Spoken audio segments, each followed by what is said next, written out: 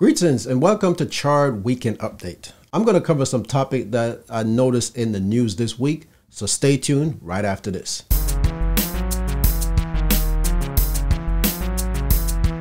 Okay, so the first thing I want to cover is an article that I see on Lifehacker.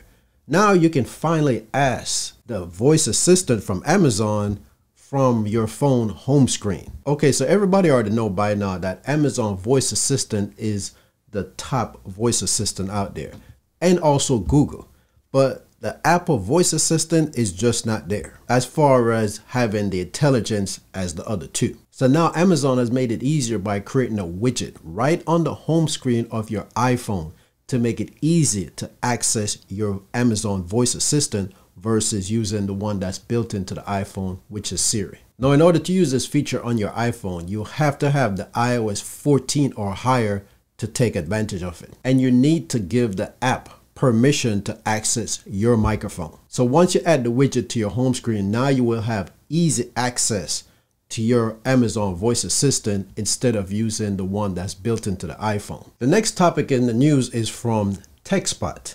Now, Microsoft has confirmed that Windows 11 will require the TPM 2.0 in all the machines, even virtual ones. So according to the article, it sounds like you're definitely going to need this chip to be inside your system in order to install Windows 11.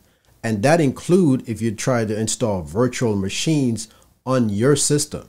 It's still going to look for that chip, and if it doesn't have it, you're probably going to have a hard time installing it. But I'll keep digging for more details as time goes by, even though Windows 11 release is right around the corner. Here is another article that I want to cover. It's from 9 to 5 Google. Now, Fitbit was a device that I initially tried to use, and I did a couple of videos on it, and then it seemed like it started having a lot of problems. So I kind of shy away from it and explain the reason why I did and the problems I was having. So you can check out my channel for those videos if you would like. Now, in this article, it says that if you have the Fitbit Sense or the Fitbit Versa 3, they're going to roll out a snore and noise detector. Now, here's the thing.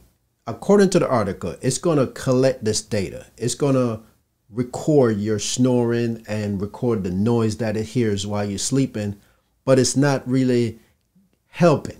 It's just providing information. So therefore, if you're snoring, it's not going to buzz to let you know that you're snoring to make you change position so you can alleviate the snoring.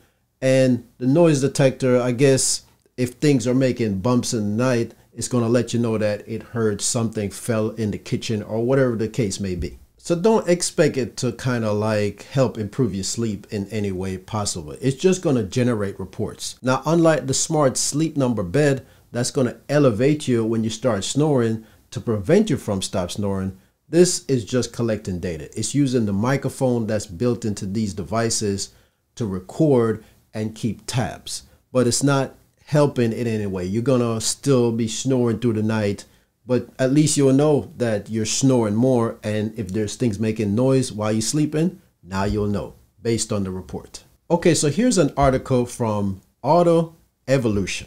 Now, the title of the article says America's first hybrid minivan gets Amazon Fire TV for 2022. So if you plan on buying a new Chrysler minivan, you want to wait for the 2022 models because that's the one that's going to have the Fire TV built into the entertainment system that's in that vehicle. I'm pretty sure that's going to be an option and not something that comes standard based on which trim you buy. So if you like your Fire TV so much that you got to have it while you're on the road and you want it to be built into your entertainment system, well, here is your option. Okay, so according to BGR, on this article, it says that the WhatsApp app will stop working on most devices starting November 1st, 2021. So here are the devices that won't be able to access WhatsApp after this date. So if you have any Android devices that's still running, any Android operating system that's 4.1 or older, then you're going to lose support. So therefore, you have to have your Android devices that's above that version. Other OS that will be supported is iOS and Kai OS 2.51 or newer. So if you have any iOS devices that's running iOS 9 or lower, you won't be able to use the WhatsApp app after November 1st, 2021. So the solution is simple. All you need to do is update the devices that carrying these versions of these operating system, and you'll be fine. If not, you're going to be left out in the cold. Okay, so that's the updates for this week. Those are the articles that catch my eye and I wanted to cover them in this video. Thanks for taking the time for watching. Have a good one, and I'll see you next time.